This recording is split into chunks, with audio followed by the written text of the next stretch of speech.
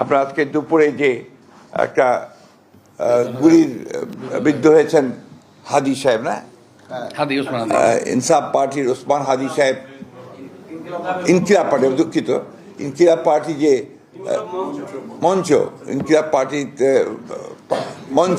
মঞ্চের সম্ভাব্য প্রার্থী তিনি গুলিবিদ্ধ হয়েছেন। এটা আমরা সাথে সাথে আমাদের ভারপ্রাপ্ত চেয়ারম্যান মহোদয় কন্ডেম করেছেন, পার্টির তরফ থেকে স্টেটমেন্ট দেওয়া হয়েছে, আমিও বলেছি। আমরা এটাকে সাথে সাথে নিন্দা জানিয়েছি এবং অতি দ্রুত যারা এই হত্যা চেষ্টা করেছে অথবা আপনার গুলি করেছে তাদেরকে বের করে তদন্ত করে তাদেরকে আইনের আওতায় আনার জন্য আমরা বলেছি।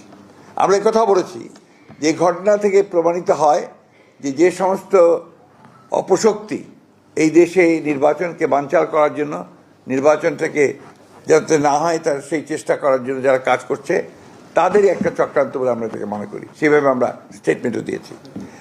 এবং সব আরও দুর্ভাগ্য যে এটা না বলে আমি পারছি না যে আমাদের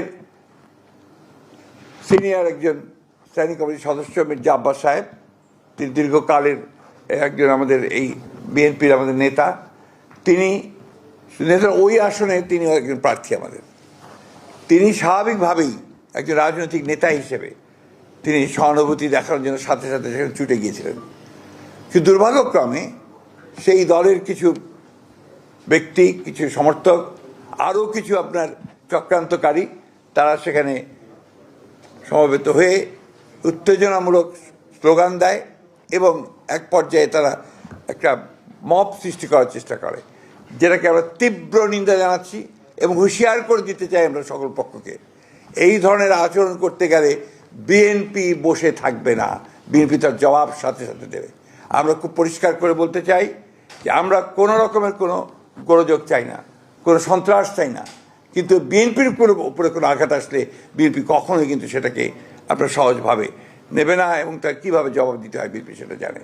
আমি তাই বলবো, এই সমস্ত মব সৃষ্টি না করে, উত্তেজনা সৃষ্টি না করে, নির্বাচনের পরিবেশকে বিনষ্ট না করে সবাই যেন তাদের যেটাকে আমরা বলি যে ফিরে আসে, তাদের সম্বিত ফিরে আসে এবং নির্বাচনটা কীভাবে সুষ্ঠু হবে সেই কাজটা করার চেষ্টা করে। না হলে যেটা হবে সেটা হচ্ছে গণতন্ত্রের উত্তরের পথ ব্যাহত হবে, গণতন্ত্রের যাত্রা ব্যাহত হবে। আমি ওই জন্য অনুরোধ করবো সকল মহলকে যে তারা যেন এই বিষয়টাকে অত্যন্ত গুরুত্ব দেয় এবং কোনোরকম উত্তেজনা সৃষ্টি না করে আপনার তারা কাজ করে।